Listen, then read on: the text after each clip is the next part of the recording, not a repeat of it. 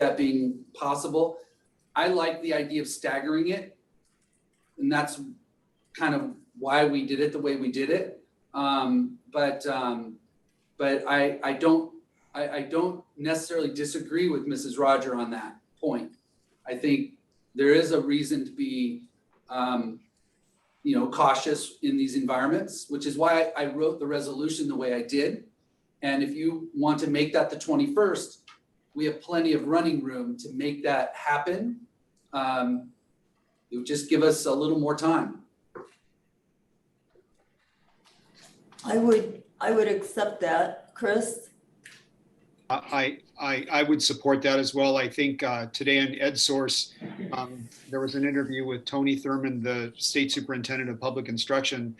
And I believe his comments, I probably won't get them completely right, but now is the time to use an abundance of caution as we look at reopening schools. And I would certainly support the 21st. So I have made the motion, Catherine seconded it. I would amend it to support the recommendation, the superintendent's recommendation, but beginning opening all sites, all grade levels, January 21st. If all the metrics are met. Well, that's within the resolution. Yeah. So any further discussion? Then I'll go through and we will vote. Catherine? Aye. Chris? Yes. Marilyn? Yes. Mark? Yes. Evelyn? Yes. Walt? As my last vote of substance, no. All right.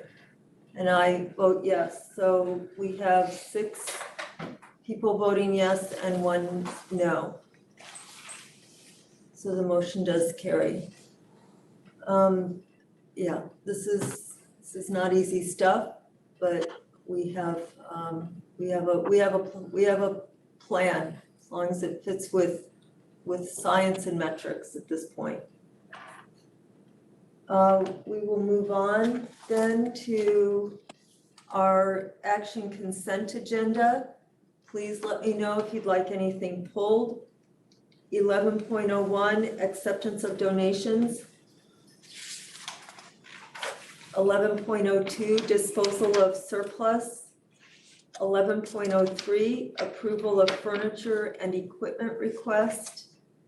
11.04, approval of certificated and classified personnel items.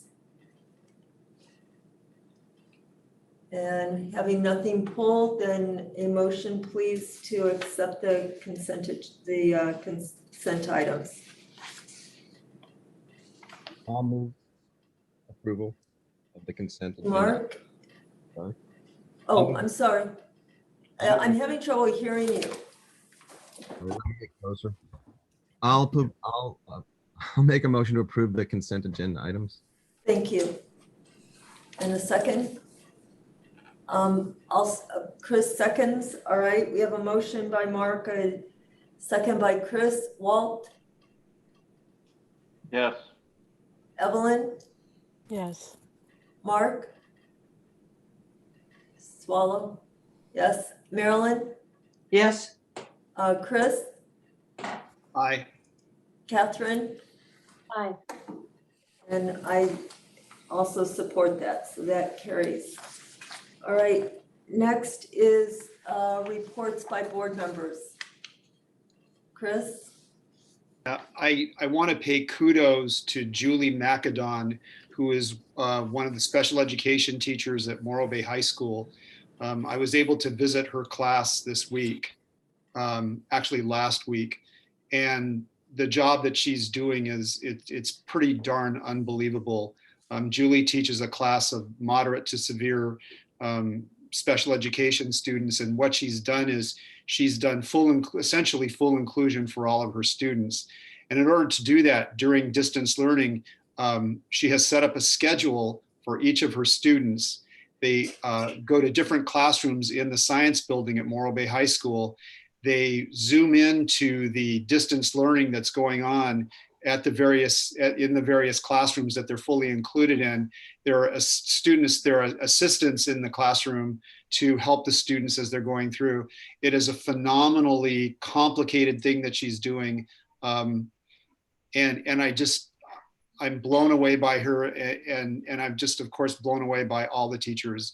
And so I just want to thank everyone. Thank you. Mark?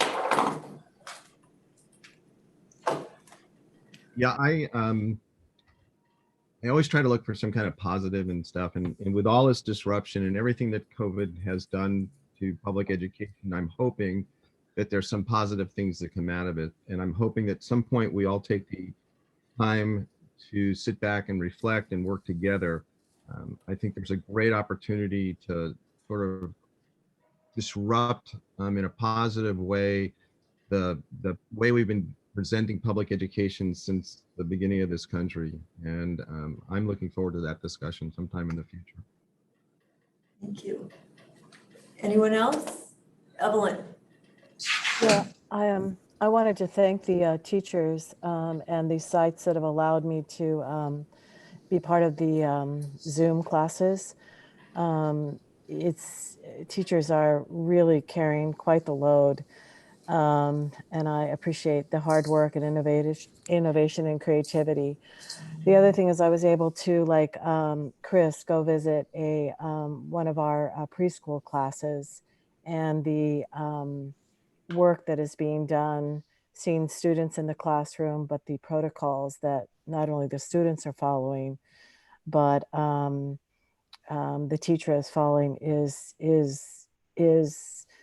incredibly, it's difficult work, but I want to give a shout out to, all of our teachers, whether they're in person or not, this incredible work that they're doing. And I do appreciate teachers allowing me to be an observer and to participate in that. So thank you.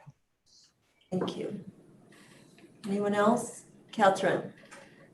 Just had the absolute pleasure today to listen in while our students at Monarch Grove Elementary School accepted and talked with us about the Leader in Me program.